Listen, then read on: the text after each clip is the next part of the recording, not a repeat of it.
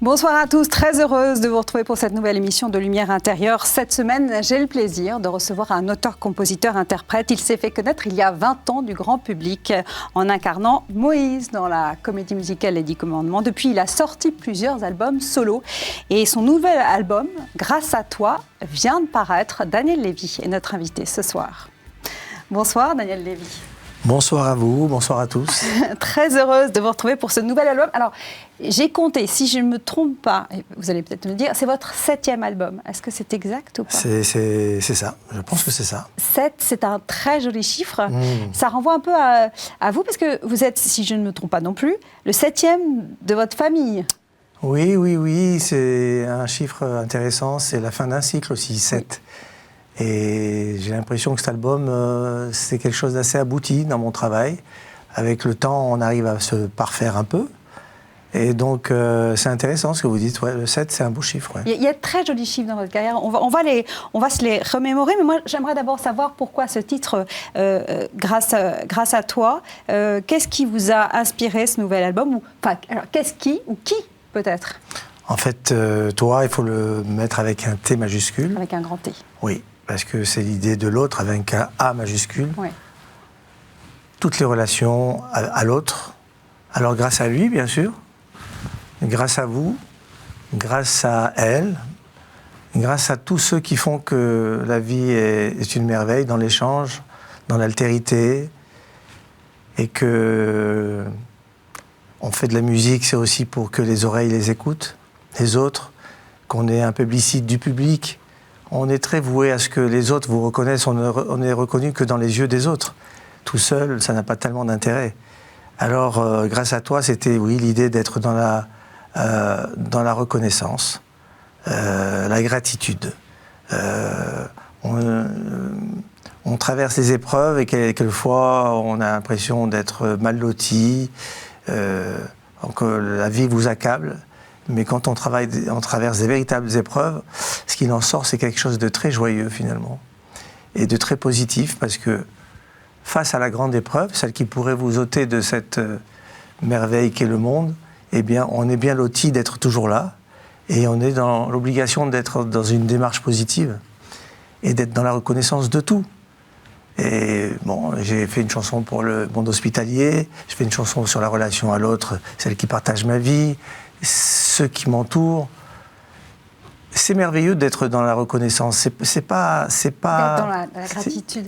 Quand on écoute votre album, oui. Alors déjà, quand on vous rencontre, vous êtes un homme profondément chaleureux et joyeux. Vous avez un abord très chaleureux. Je pense que c'est comme ça qu'on peut vous définir. Et votre album, il rayonne de ça. C'est-à-dire qu'il est empreint d'humanité, il est empreint de gratitude. Le premier single qui était sorti en août dernier, c'était Les gens bien, où vous disiez, alors on peut s'en étonner, et presque une forme de naïveté. Vous dites que l'humanité, l'être humain, nous sommes des gens bien. Vous avez compris que c'est un vœu pieux. C'est quand je sors d'un problème aussi important que des problèmes de maladie, et de dire je vais bien, c'est un vœu pieux. On sait bien que...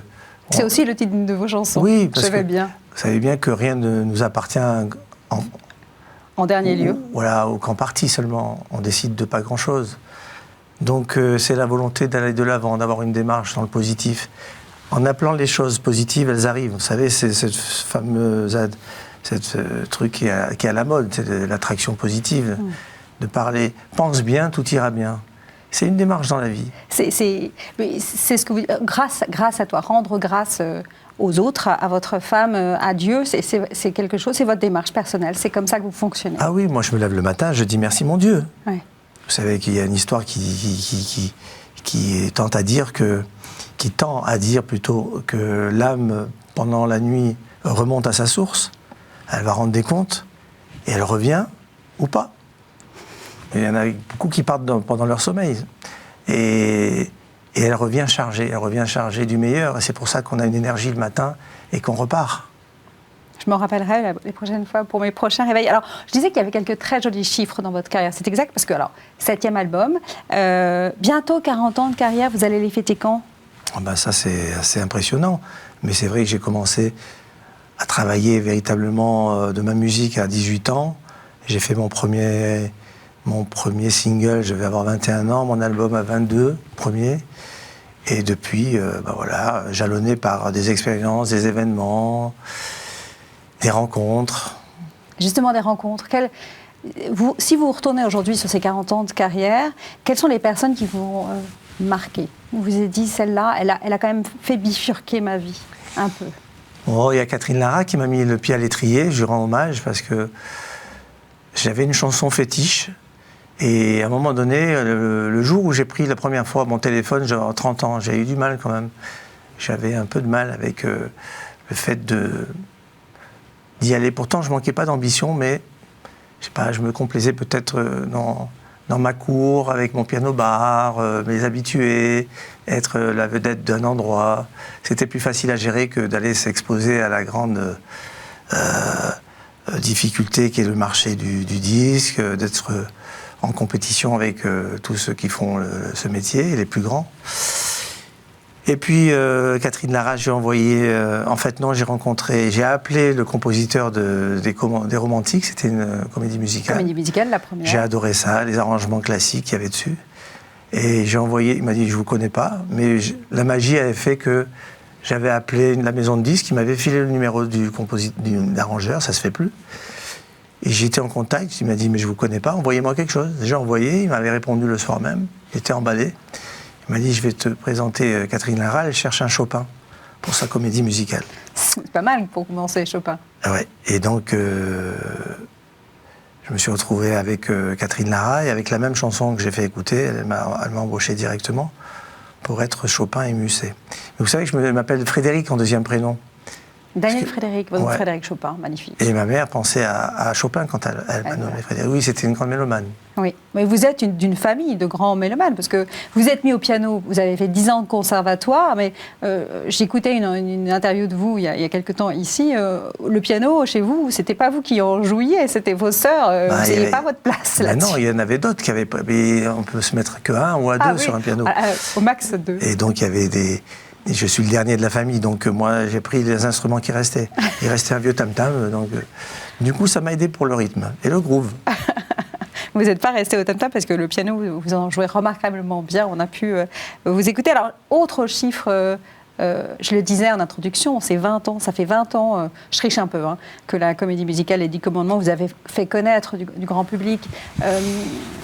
Vous avez incarné Moïse, et j'aimerais savoir, 20 ans après, quel regard vous portez sur ce personnage, sacré personnage, et sur le jeune Daniel Lévy d'il y a 20 ans. Beaucoup de tendresse sur le jeune Daniel Lévy. Le personnage, il n'a pas pris une ride. Malgré les siècles. Ça reste un personnage extrêmement haut en couleur, une stature exceptionnelle, un homme qui touche le divin, qui parle à Dieu. Qui parle à Dieu. Il n'y en a pas beaucoup. Non, il n'y en a pas beaucoup. Et qui est l'intermédiaire avec plusieurs millions de personnes au moment où les premiers commandements ont été insufflés au peuple de la bouche même de Dieu, mais c'était trop puissant, ils ont demandé à ce que ce soit Moïse qui soit l'interprète. Vous saviez ça? Parce qu'en fait, ils n'ont pas supporté, ils ont rendu l'âme. Et se retrouver face à Dieu, ça vous... oui, ça doit être... en fait, on parle dans les textes, on parle qu'ils ont vu la voix, ils n'ont pas entendu la voix. C'est-à-dire qu'il y avait des signes dans les cieux, ils ont entendu, mais c'était en même temps graphique. Et alors, il y a plusieurs commentaires, comme quoi il aurait dit tout, d'autres qui disent qu'il en a dit 2. Et que le reste, c'est Moïse qui les a énoncés en étant l'intermédiaire. Mais on parlait de Moïse, un personnage exceptionnel. Quant à moi, je me pense exceptionnel parce qu'on est tous uniques. Mais à part ça, c'était superbe de rentrer dans un costume aussi grand que Moïse. Et franchement, il y avait pas beaucoup de... Il y avait Chopin, et c'est marrant parce que moi, mes héros, c'était Chopin et Moïse. Et j'ai joué les deux rôles. C'est extraordinaire, en fait. C'est à la fois votre formation classique, donc c'était un peu Frédéric Chopin, et puis votre confession juive qui fait de Moïse, enfin, qui fait de ce personnage biblique, central, oui. Un personnage central qui a sauvé son peuple du joug égyptien. C'est une conjonction qui est magnifique quand on regarde un petit peu en arrière. Oui, j'ai été gâté parce que, du coup, je l'ai pris à bras-le-corps, ce personnage, et je suis rentré dedans. Mais bon, je n'ai pas fait comme Johnny Weissmuller qui incarnait Tarzan. À la fin, il s'accrochait au rideau. Ça va. Mais c'est quand même un personnage qui m'a collé à la peau et qui me colle encore à la peau avec cette chanson mythique de l'envie d'aimer. J'ai envie d'aimer. D'ailleurs, c'est ma prochaine question. Est-ce que c'est simple, l'amour? C'est tellement simple, l'amour. Est-ce que c'est vrai? Je ne pense pas. Vous pensez que c'est compliqué, l'amour? Ah, c'est plein de tumultes. Oui. Mais j'ai appris une chose. C'est que les épreuves, les tracas, les difficultés, mais c'est ce qui vous rend vivant.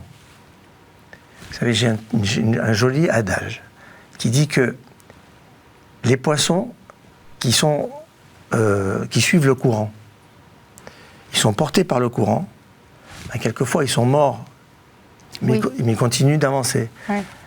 Un poisson qui est à contre-courant, on est sûr, dans l'adversité, qu'il est vivant. Qu'il est vivant, bien sûr. Ouais. C'est très juste. Alors récemment, vous avez participé à une émission sur TF1 qui s'appelle Terre à nu contre le cancer du côlon et du sein, dans laquelle vous avez témoigné, et ça a beaucoup touché, je crois, du combat que vous menez depuis plusieurs années contre le cancer. Il y a eu des hauts, il y a eu des bas. Qu'est-ce que la maladie et ce combat vous ont appris de vous qui pouvez aller à contre-courant, vous, parce que vous en avez la force? À un moment donné, j'ai eu l'outrecuidance de penser que j'avais des qualités insoupçonnées, du style le courage, la combativité. Et je me suis bien rendu compte très vite que tout ça ne m'appartenait pas. Que de la même façon qu'il envoie l'épreuve, il donne aussi les forces pour les combattre. Parce qu'on dit qu'il n'y a pas une épreuve qui vous soit envoyée dont on ne soit pas en mesure de surmonter. Donc, Dieu est amour, on le sait, tout ça c'est de la bonté. Encore une fois, l'épreuve, c'est parce qu'il vous aime, parce qu'il veut parfaire vos traits de caractère, vos défauts, il faut les gommer, il faut que vous preniez conscience.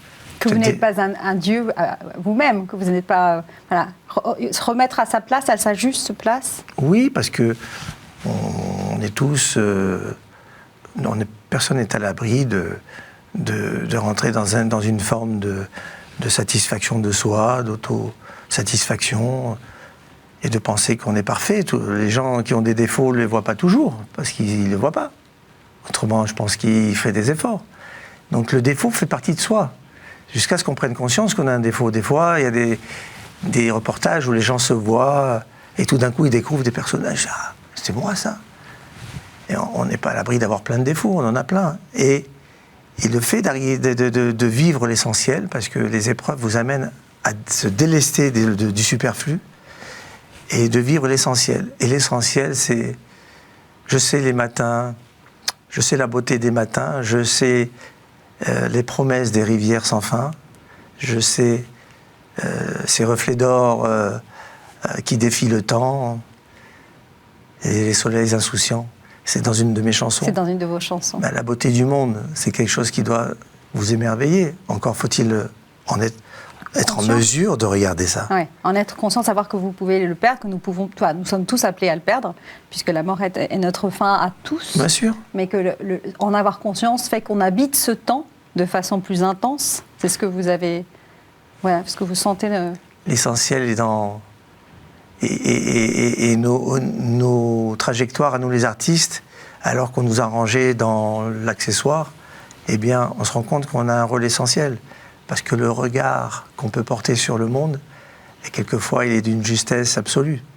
Il y a la grâce de la création, de la créativité, la grâce de la culture, ce talent qu'on vous a donné.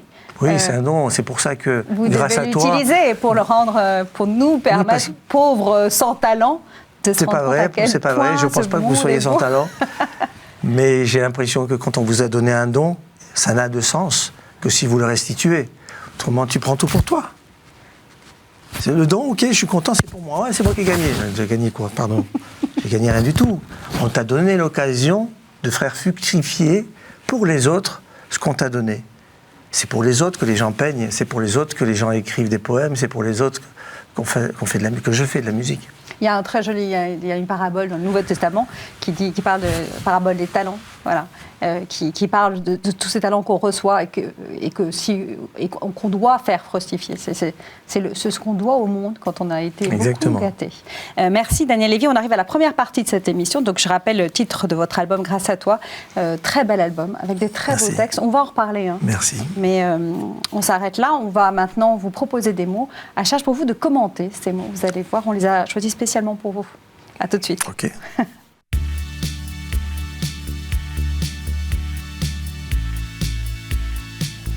Tout va bien. Impeccable. Le principe de cette deuxième partie, c'est que je vous propose des mots à charge pour vous de me dire ce qu'ils vous inspirent.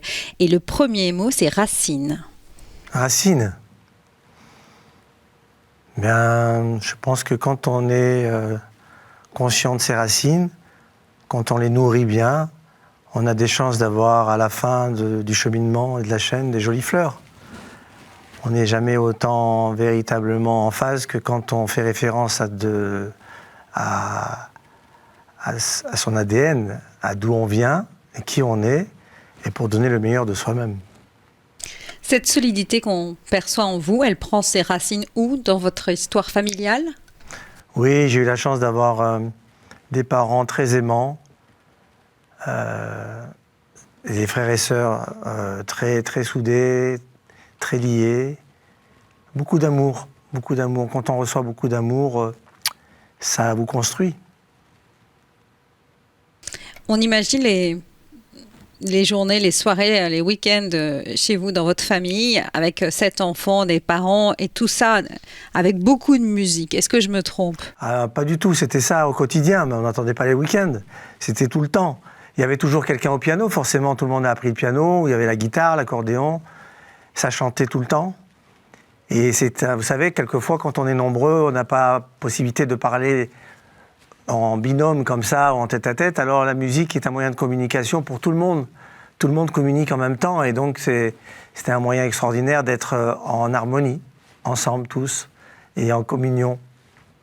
Vous continuez à parler en tête-à-tête avec votre public via la musique, en fait ? Ah ben, c'est le principe. D'ailleurs, on dit que je fais tomber tout de suite les barrières et qu'il n'y a pas de statut, la vedette et les gens.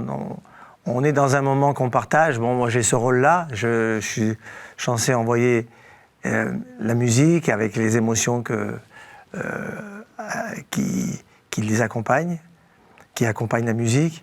Et puis les gens jouent leur rôle, mais il y a une complicité et j'aime pas jouer à la vedette. Je suis le musicien et qui va donner de quoi partager un beau moment. Est-ce que cet abord simple, cette facilité à entrer en contact vient aussi du fait que votre carrière, vous l'avez évoqué, vous l'avez débutée dans des pianos-bars. Rien n'est venu facilement, ou enfin en tout cas vous avez bien rodé votre répertoire avant. J'ai travaillé dans les pianos-bars et j'ai commencé avec un garçon qui s'appelle Sauveur d'Antonio, qui était une figure de proue de toute la Côte d'Azur, un Sicilien qui avait dans ses connaissances tous les genres.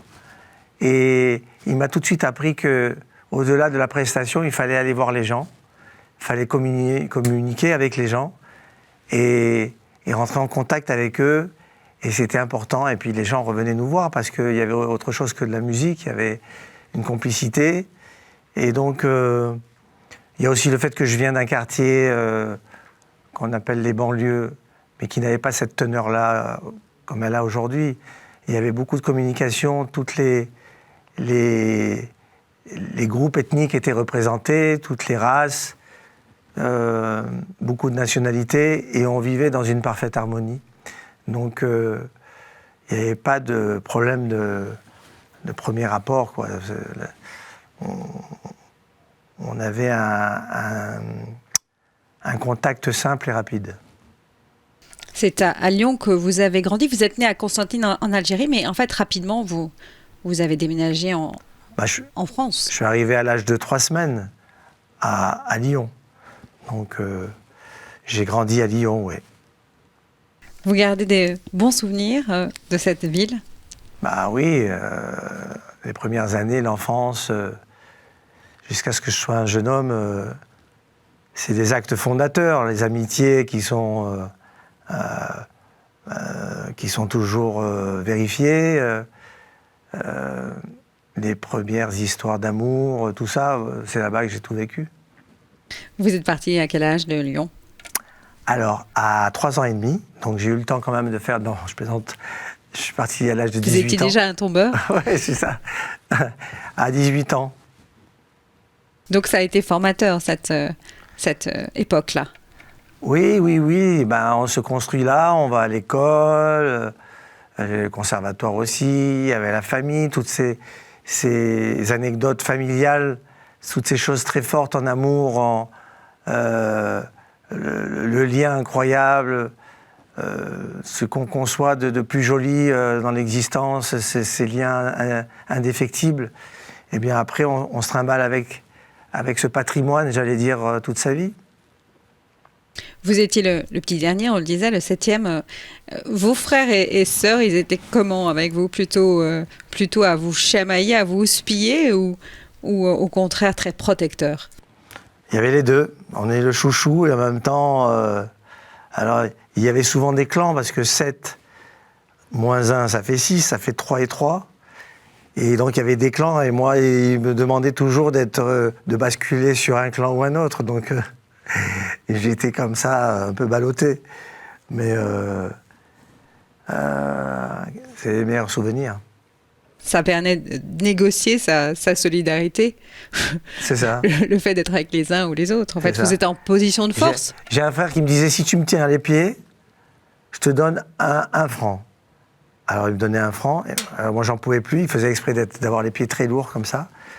Alors, il me dit, si tu continues, je te donne encore 1 franc. Et il me donnait jusqu'à 5 francs. Et les frères qui passaient derrière, ils disaient, pas vrai, il va pas te les donner, il va pas te les donner. Bon, ça, c'est une anecdote parmi tant en temps. Ça fait, effectivement, on sent que la famille a été un socle pour vous. Et je dirais qu'ils ont été exemplaires face à mon épreuve et qu'ils habitent pourtant aux 4 coins du monde et qu'ils n'ont pas hésité à venir et revenir, me soutenir, me voir.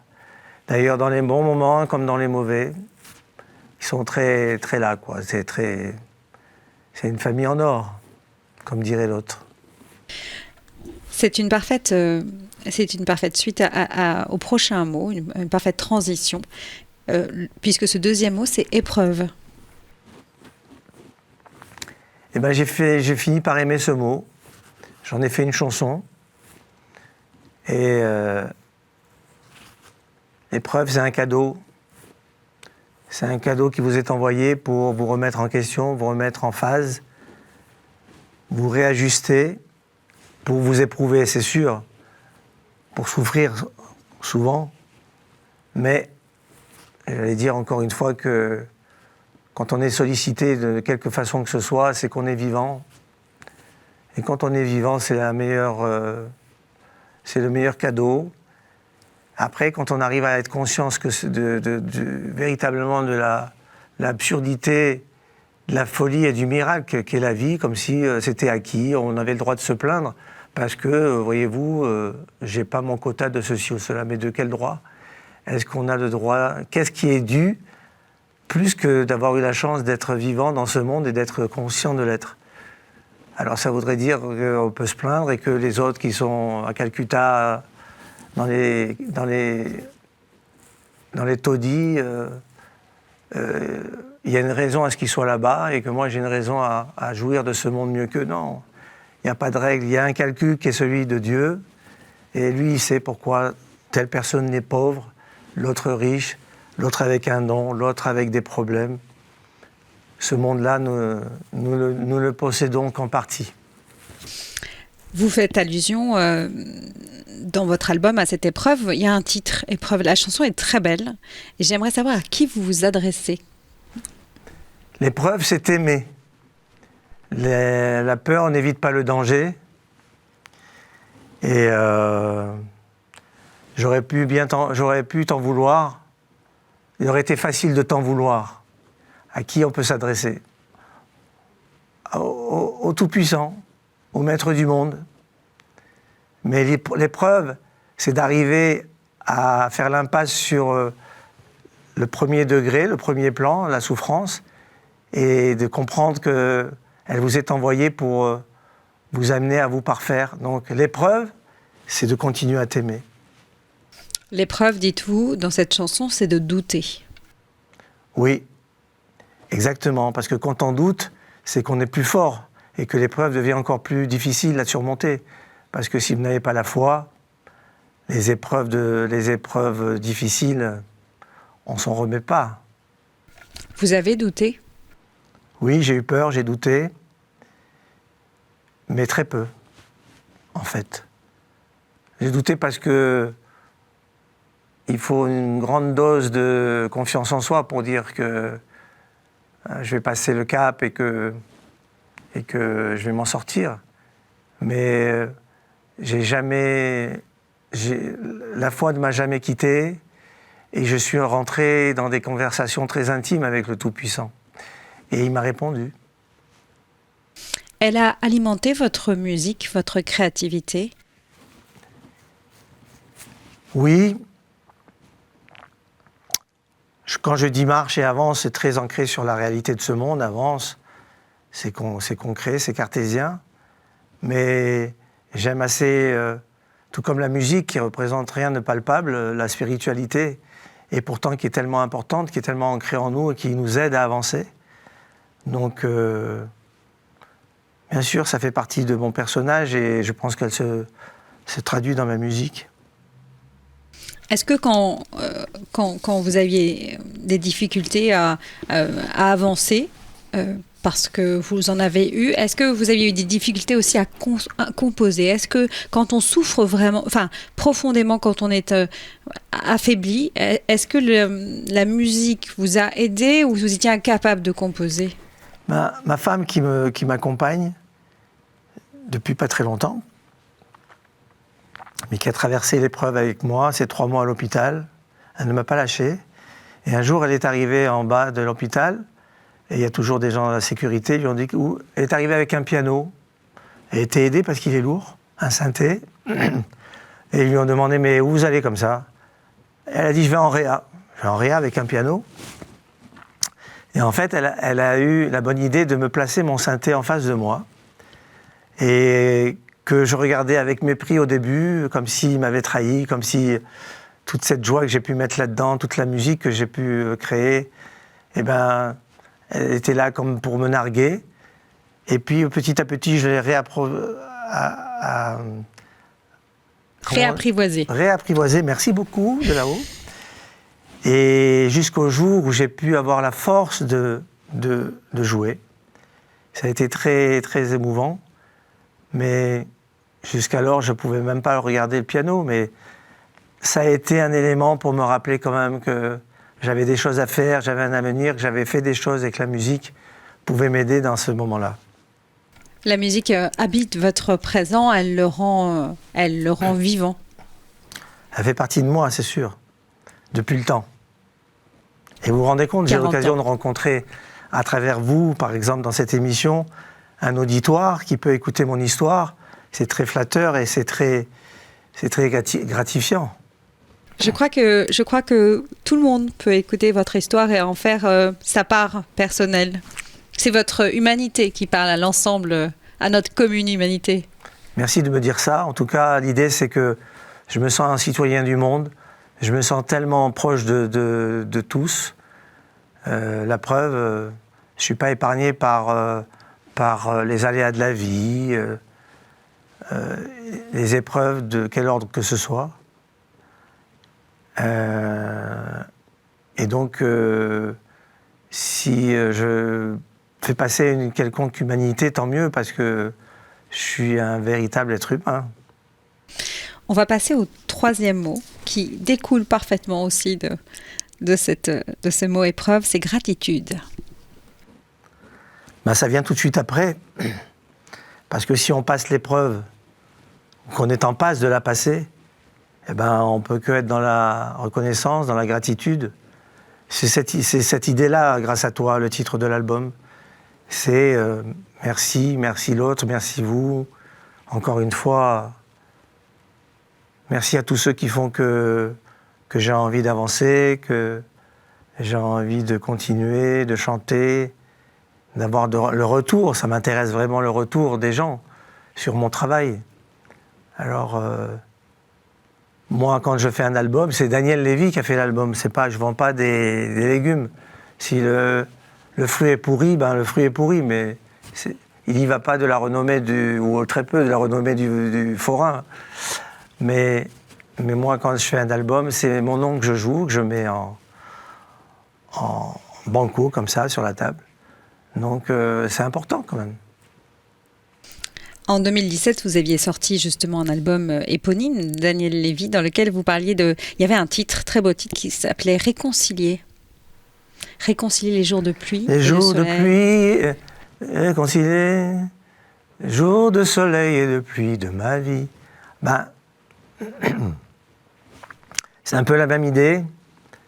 Savoir faire des moments difficiles, quelque chose qui vous construit, et faire en sorte que tout ça est un magma, et qu'à la fin, il en ressort quelque chose de très joli, de positif. C'est l'histoire de sa vie, avec des moments compliqués, des moments de pluie, des moments de soleil intense, au zénith. Mais est-ce qu'on apprécie le soleil aussi bien que quand on en est privé? Non. Nous qui vivons dans un climat modéré, on va dire, pour être gentil, eh ben, on aime bien que ça passe de l'automne à l'hiver et que le printemps arrive. Mais le printemps a une plus belle teneur encore qu'une fois l'hiver passé. Je suis très poète aujourd'hui, je trouve. Oui, mais en même temps, on sent bien l'artiste. Ça sonne bien avec les mots de votre album. On a l'impression que vous savez maintenant sourire à tout ce qui vient, que vous êtes en paix avec vous-même. C'est vrai, il y a de ça, mais je ne pouvais pas le savoir avant de le vérifier, comme vous le dites, dans ce que vous me dites, et puis dans la façon d'aborder les choses. Vous parliez de l'interview que j'ai fait l'autre jour sur une émission où j'ai parlé de moi.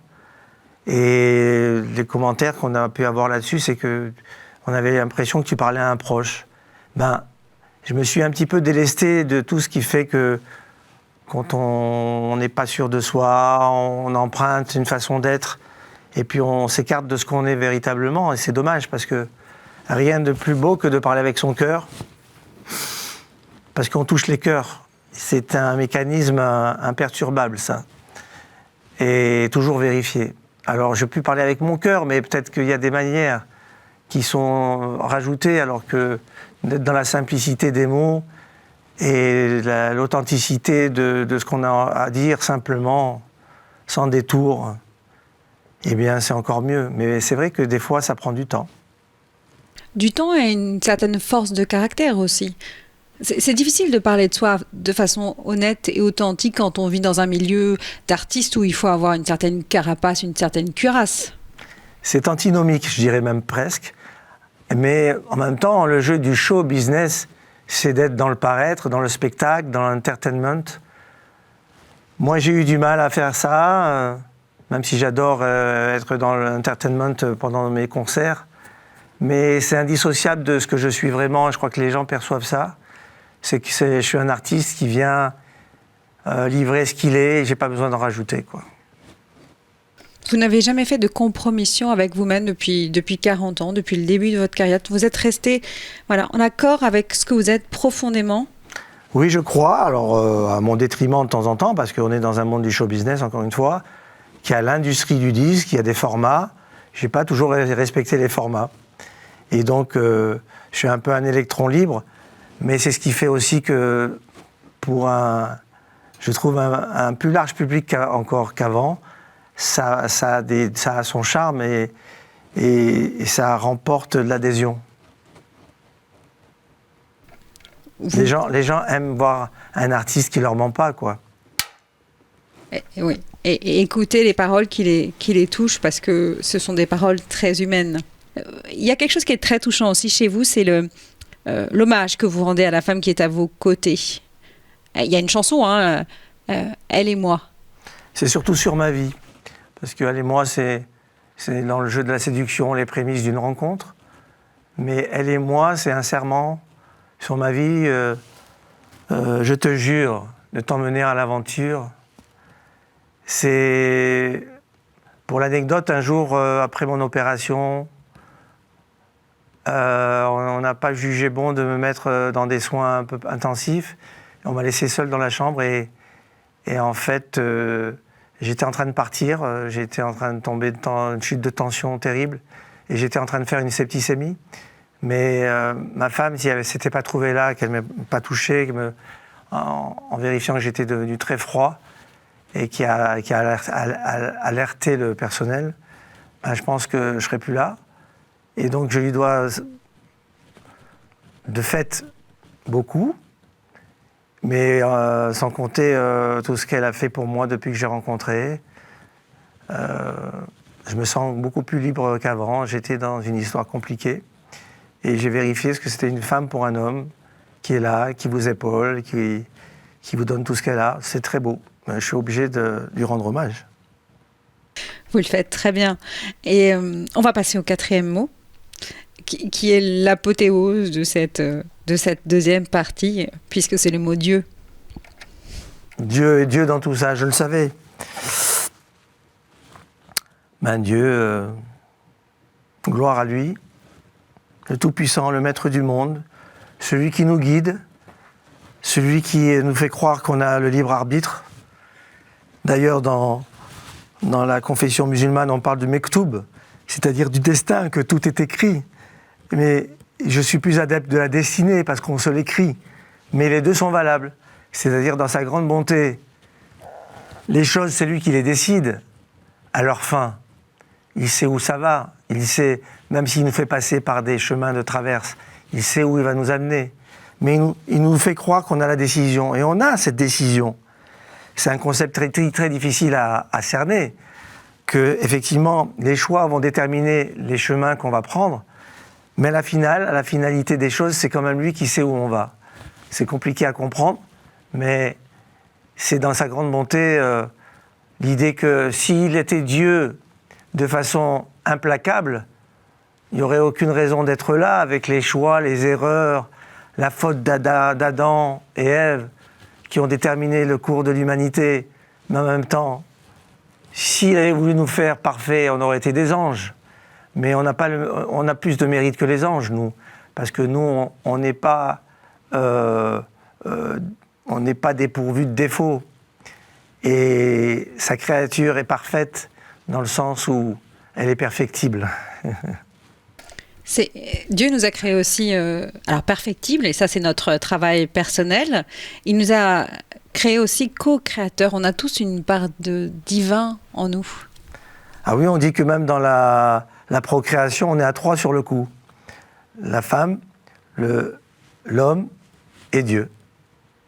Comment on aurait pu-il être autrement ? Et nous ne sommes rien capables de faire ex nihilo, ce qu'on appelle du néant. Il faut il n'y a que Dieu qui a fait surgir un monde de rien. Nous, on se sert toujours de choses existantes pour faire exister des choses, pour créer. Mais donc pour une création comme l'être humain, puisqu'on dispose de ce merveilleux cadeau, il fallait qu'il soit là quand même. Forcément, vous connaissez le personnage de Job. Oui. Dieu lui a tout donné et Dieu lui a tout repris. Tout. Dieu vous a tout donné, au sens où il vous a donné l'amour, la famille, il vous a donné le talent, et puis il a menacé, ou en tout cas vous avez été menacé de tout perdre. Oui. Est-ce que vous êtes comme Job en colère ? Vous avez été en colère contre Dieu et au final, plus ? Je crois que les premiers moments où on vous annonce que vous avez quelque chose de grave, vous avez peur, vous êtes dans l'incompréhension, vous êtes dans la tristesse, mais très vite, j'ai été dans l'acceptation.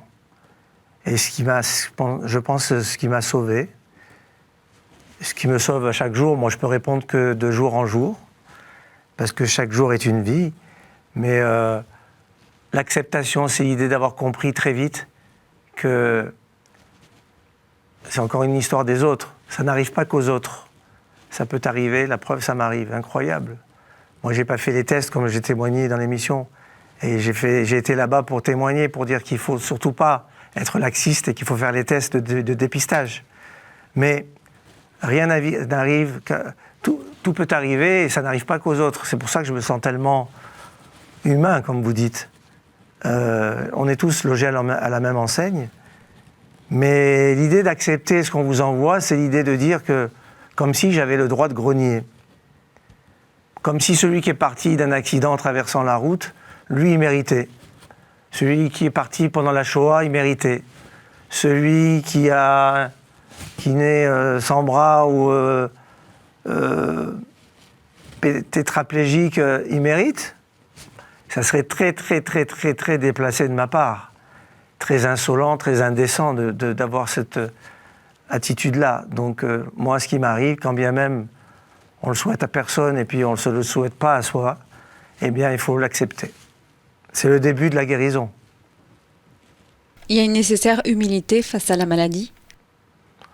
Elle arrive très très vite, hein, dans la mesure où on sent bien qu'on est vraiment très fragile et que on est sur un fil, ça peut basculer, qu'on peut partir. Alors, l'humilité, c'est de se dire qu'on n'est pas grand-chose.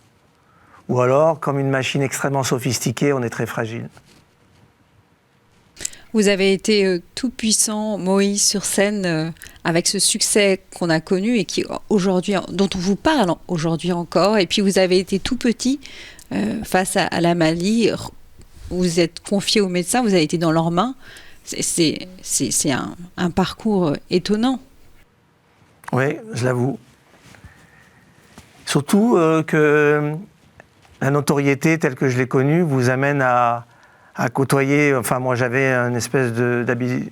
C'était rentré comme une habitude. Je savais que tous les soirs, j'allais me dessaper de mon costume de ville, rentrer dans celui de Moïse, et puis, quoi qu'il arriver devant 5000 personnes. Ça fait un quotidien très particulier, ça, vous savez, d'avoir un rendez-vous tous les soirs avec 5000 personnes. C'est un merveilleux quotidien, mais c'était mon quotidien. Et de se retrouver aussi seul face à la maladie, dans sa chambre, seul avec son problème, avec Dieu, c'est un écart énorme. Et on côtoie les extrémités. Et c'est pour ça que je dis que faire le contour de sa personnalité, de sa personne, de son être en tant qu'être humain, en passant par des choses aussi incroyables que ça, eh ben, on en découvre plus sur ce qu'on est, sur un être humain, et sur ce qu'est la dimension d'un être humain et ce potentiel de vie, quoi. Dans l'épreuve, dans la gloire. Voilà ce que je voulais en dire. Merci à vous. Merci vraiment pour cette très belle leçon de vie. Merci. Nous arrivons au terme de cette deuxième partie. Ne bougez pas, j'arrive.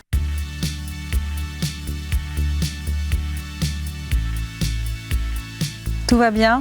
Ouais, ça va. Ça y est, Je confirme des choses parce que, vous savez, j'ai pas tous les jours l'occasion de faire le point sur tout ce que vous me dites. Et donc, ça me donne l'occasion de mettre des points sur les i ou de confirmer des choses que je pense. Tout ça, c'est révélateur de ce que je pense. Parce que j'ai pas de certitude, en fait. C'est au fur et à mesure des questions que rejaillit la vérité sur des choses. Vous voyez ce que je veux dire? Oui, je comprends que vous mettez en mots des choses qui, pour vous, sont des intuitions et que vous formalisez. Je ne formule pas forcément tout ça. Moi, ce qui me touche beaucoup alors, dans votre témoignage, parce que c'est vraiment de l'ordre du témoignage, alors j'ai beaucoup de respect, enfin déjà vous inspirez beaucoup de respect, au-delà du talent, voilà, l'homme que vous êtes, inspirez beaucoup de respect parce que vous dégagez une forme de lumière. Alors, lumière intérieure, c'est parfait, vous êtes parfait pour l'émission, mais vous avez conscience de la force que ce témoignage et cette façon de vivre chaque jour, parce que vous êtes à l'aune de ce jour-là, peut avoir en écho chez les autres? Je ne suis pas conscient parce que ça a toujours été mon problème. On est en interview là ou... Oui, ça y est. Oui, on est en lancé. Moi, vous savez quoi, j'ai eu l'occasion de faire un sketch parce qu'on m'appelle pour faire plein de choses. tous rire ensemble contre le racisme, une émission qui passe, je ne sais pas si celle-là passera avant. J'ai rencontré Nadia Rose, qui est une humoriste, et puis on parlait, on allait faire un sketch ensemble, donc on a un peu parlé un peu plus, on a épluché un petit peu nos personnalités, et je disais que j'avais manqué de confiance, et que je me sentais pas légitime. Elle m'a fait, tu as fait le syndrome de l'imposteur. Mais oui, c'est ça. Mais j'avais déjà entendu, mais elle m'a rappelé ce terme-là, c'est tout à fait ça. Le syndrome de l'imposteur, je me sens pas légitime. Quand je me suis retrouvé dans des vestiaires avec des Julien Clerc et d'autres stars, Calbrel et Junio, qui se changeaient devant moi, ça m'a choqué. Pas parce que je suis prude, mais parce que je les voyais à la télé. Bon, moi, j'étais celui qui regardait comme ça les artistes à la télé. Pourquoi ils font ça devant moi? Et en fait, ils me mettaient à un point d'égalité que je ne m'admettais pas. Et c'est un espèce d'état d'être qui fait que je n'avais pas cette confiance en moi, qui fait que ils me voient comme eux. Mais moi, je suis celui qui regardait dans ma banlieue les artistes à 12h30 tous les jours. Et ça a été trop vite, on m'a validé trop vite. Et donc, je ne sais plus pourquoi j'en suis arrivé là. On parlait d'humilité, on parlait de sincérité, on parlait d'humanité, de l'ordre du témoignage. Et vous évoquiez cette humoriste que vous aviez rencontrée qui vous parlait de cette imposture. Le syndrome de l'imposteur. Vous pensez comme un imposteur 40 ans après, après les succès qu'on vous connaît? Mais les gens m'ont trouvé des qualités. En plus, vous avez vu une photo de moi il y a 20 ans. J'étais plutôt dans le genre beau gosse, machin. Je suis arrivé avec une voix, j'avais beaucoup d'atouts. Mais quelquefois, c'est dangereux. En tout cas, moi, je n'étais pas conscient de tout ça. Et avec le temps, je me trouvais même pas beau, moi. Et avec le temps, putain, c'était pas mal. La voix, j'espérais que je touche, mais je ne savais pas que j'avais un timbre si particulier. Franchement, sincèrement. Je n'avais pas conscience de l'impact. Et ça, c'est terrible, parce que c'est une faute de jugement gravissime. Vous savez, il y en a qui doutent de rien. Contrairement à celui qui souffre du syndrome de l'imposteur, il y en a qui ont l'audace, que j'ai jamais eue. La légitimité, alors qu'ils l'ont pas forcément. Ils doutent de rien, ils sont opportunistes. C'est une qualité formidable. Vous pensez? Moi non, parce que je trouve que la discrétion, la retenue, c'est des valeurs qui me plaisent. Mais en même temps, dans ces métiers-là, il faut défoncer les portes. Vous avez manqué d'audace? Oui, j'ai manqué d'audace, je le regrette. Aujourd'hui, je me sens beaucoup plus à l'aise avec ce que je suis. C'est plus une question d'audace, c'est une légitimité. Quand on interviewe des gens très célèbres et qui eux-mêmes ont rencontré des gens très très célèbres, ils disent les plus grands, souvent c'est quelque chose de récurrent, donc ça doit être vrai, ils disent les plus grands sont d'une simplicité, d'une gentillesse, que n'ont pas ceux qui justement se hissent sur la pointe des pieds pour être à la hauteur. Vous avez conscience que vous avez cette simplicité et cette gentillesse, moi je considère que c'est une grâce, ce que vous pensez c'est comme très gentil à vous, c'est très gentil à vous. Oh, c'est pas que de la gentillesse, parce que c'est pas le but, mais vous pensez pas que c'est une grâce de justement douter en permanence, mais justement douter et du coup de se hausser? Ah, c'est joli ce que vous dites, je pense aussi. Je pense qu'un artiste qui est sûr de lui ne peut plus trop avancer. On me disait, l'album que je sors là, ça fait longtemps que je le prépare, les chansons je les connais bien, moi je suis déjà dans comment je vais faire le prochain, qui je suis à travers le prochain. Fort de ce disque-là qui est une balise dans le parcours. Les disques sont des balises qui vous tracent un chemin. Alors avec ce qu'on verra, les surprises de cette balise-là, de cette halte-là. Mais ce qui m'intéresse, c'est après, comment je vais être... Bon, je ne suis pas aussi excité que ça, je vais prendre le temps quand même, mais ce qui m'intéresse, c'est la suite. Et vous parliez de ma gentillesse, ouais, je suis gentil, des fois j'ai un peu trop pété. Vous savez, une qualité, c'est quand on est au juste milieu. Quand on est trop quelque chose, ou trop ou pas assez, on n'est pas dans la bonne mesure. La mesure, c'est quand on est exactement au centre, au cœur de la qualité. Si on est aux extrêmes, c'est plus une qualité. C'est plus une qualité. C'est une faiblesse. C'est une faiblesse. Ça s'apprend. Ça s'apprend. D'être au milieu. Oui. C'est cette ligne de crête. On réajuste au fur et à mesure du parcours. Alors gentil, c'est une volonté, c'est une démarche, c'est une posture. Et puis c'est un sentiment que je ressens. J'aime profondément les autres. Et j'adore voir le regard des autres qui vous donne l'assentiment du moment. Je dis un truc, je vois le sourire chez quelqu'un, j'ai tout gagné. On sent d'ailleurs, c'est ce qu'on disait au début de cette interview, c'est que vous êtes dans l'accueil de l'autre. Vous n'existez que par le regard de l'autre. L'autre peut prendre un grand acte, Dieu, mais l'autre peut être son plus proche prochain. Bien sûr, bien sûr. J'adore qu'on soit sensible à mon humour. Si jamais je fais un bide, je me dis, bon, mais alors, ok, c'est tocard. Mais bon, bien sûr, dans la gentillesse, la première des vertus, est-ce qu'on a le droit d'être méchant, même si on peut l'être? Est-ce qu'on peut passer par tous les états d'âme, hein? Je dis pas que... Mais ce qui est sûr, c'est que la valeur absolue, c'est d'être méchant, c'est d'être pacifique, c'est d'être à l'écoute de l'autre, c'est d'être dans la problématique de l'autre. D'abord, quand on s'occupe de l'autre, même quand on prie pour l'autre, eh bien, on est béni en premier. Et ça, c'est encore la justice du Très-Haut qui fait que ça lui appartient, c'est lui qui régit les comptes. Mais nous, on doit être dans cet état de... de béatitude. Béatitude, on est vivant. Vous vous rendez compte? Il n'y a rien de plus beau que ce mot que béatitude. Béatitude. J'ai l'impression que vous avez... Alors, peut-être pas encore la béatitude, ça sera au ciel sans doute, mais en tout cas... non plus. Hein.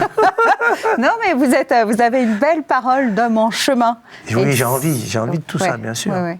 Merci, parce qu'on arrive à la fin de cette émission. On aurait pu rester encore quelques temps avec vous, parler du sens de la vie. J'ai l'impression d'avoir beaucoup existé à travers vous. Oh non, vous existez tout seul, je vous rassure. Mais vous faites formuler les choses qu'on ne formule pas forcément, donc merci. Oui, mais elles sont en vous. Voilà. Merci à vous. Merci 1000 fois pour ce témoignage, vraiment en tout cas, à titre personnel, qui m'a beaucoup touchée. Merci infiniment. Merci pour ce bel album que je conseille vivement à ceux qui nous écoutent. Oui, parce que c'est en même temps ça, la première des choses. Je suis venu aussi pour dire à quel point je suis l'artiste que je suis et je suis heureux de faire mon métier. On est heureux de retrouver cette belle voix, de ces accents jazzy, soul, qu'on vous connaît. Voilà, c'était un vrai plaisir de vous entendre à nouveau, Daniel Lévy. Merci à vous. Merci également à vous de nous avoir suivis. Je vous rappelle que vous pouvez retrouver cette émission sur kto-tv.com. À la semaine prochaine.